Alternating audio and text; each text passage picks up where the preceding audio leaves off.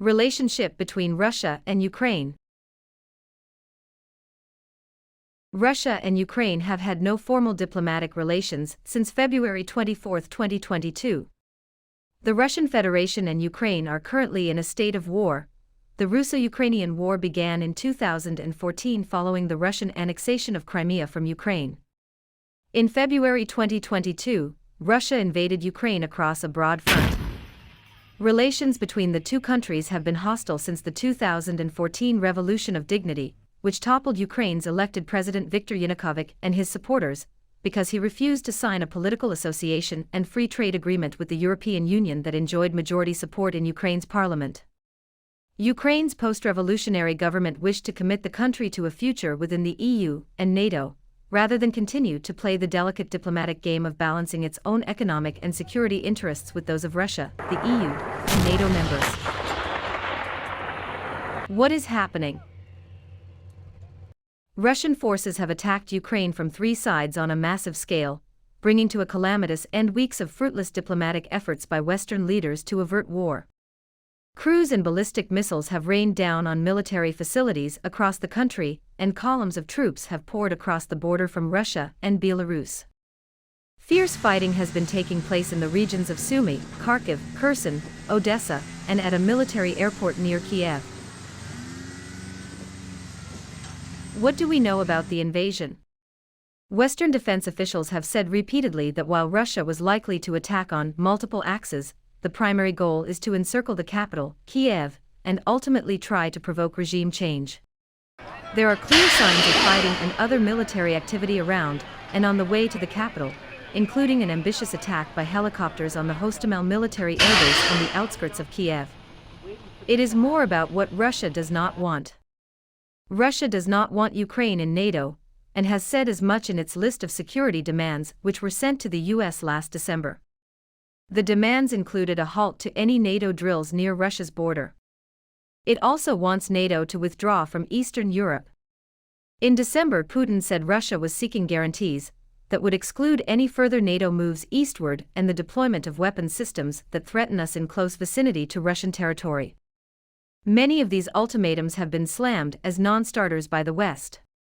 Putin, who denied for months that he was planning an invasion, has also called Ukraine an artificial creation carved from Russia by enemies, a characterization Ukrainians call shocking and false.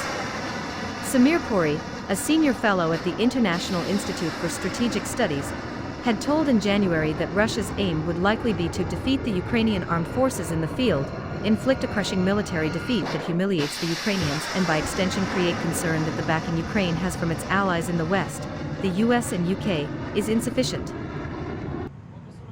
Could Ukraine join NATO? Ukraine is not a NATO member, but it wants to be. It is considered a partner of the alliance.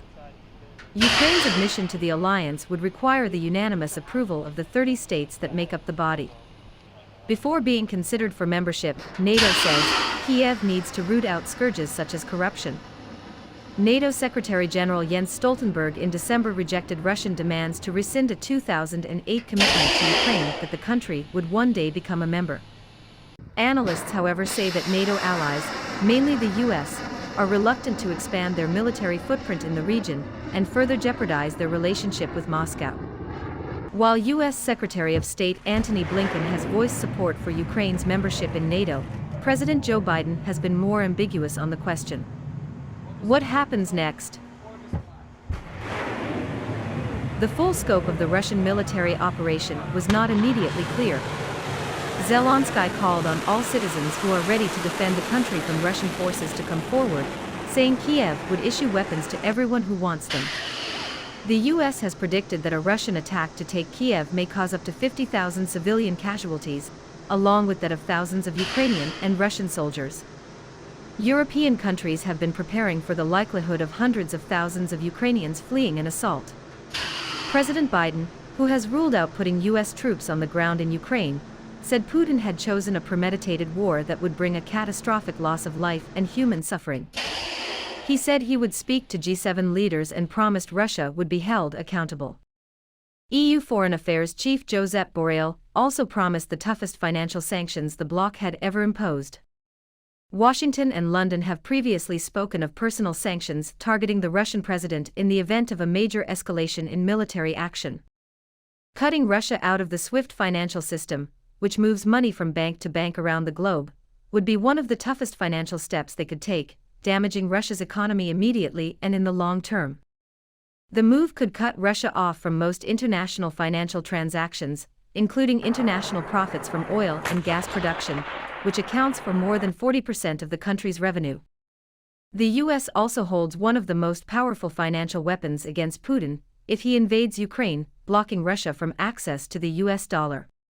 The currency still dominates in financial transactions around the world, with trillions of dollars in play daily.